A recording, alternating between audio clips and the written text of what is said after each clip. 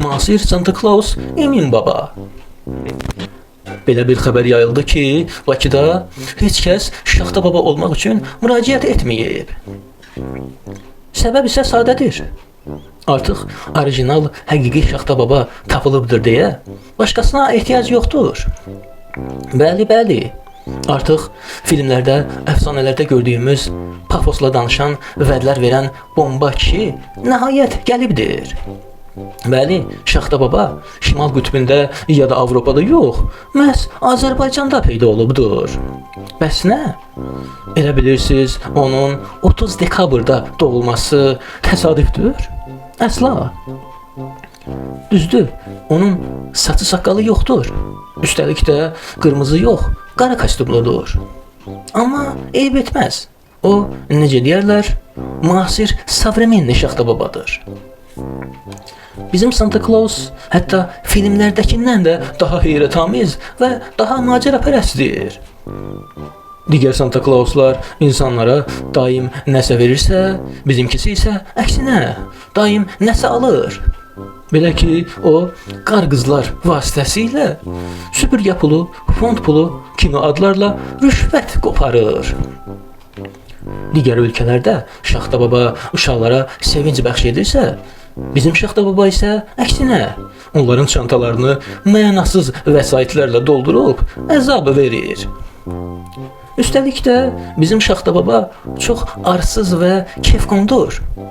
İnsanları daim imtahan edir, işdən çıxarır, acılayır. Özü isə nə imtahan verir, nə də ki hesabat. Əslində o bir biznesmendir. Şaxta Baba olmağı qətiyyən sevmir. Sırf pul üçün bu işi görür. Mel Gibsonun başrolda oynadığı Fətmən adlı filmin Santa Clausu sanki Əmrullayevi xatırladır. Belə ki, Fətmən bu işə elə nifrət edir ki, onu filmdə bircə dəfə belə Santa paltarında görmürük. O, hədiyyəni görüntü xatirinə verib, dərhal aradan çıxır.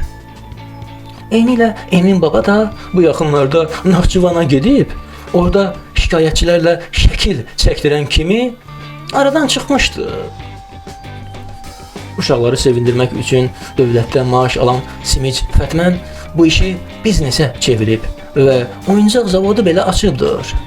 Lakin buna baxmayaraq uşaqlara tam dəyərsiz şeylər, məsələn kömür göndərib məyus edir. Elə Emin Baba da məktəblərə və istiliyə ayrılan pulları mənimsəyərək uşaqları odun sobasının və kömürün ümidinə qoyur. Əlbəttə, zamanla Fətmən daha da az gözləşir və oyuncaq zavodunu tam başqa bir obyektə çevirir. Elə Əmrullayev də artıq təhsil müəssisələrini tam başqa bir şeyə, ticarət obyektinə çeviribdir.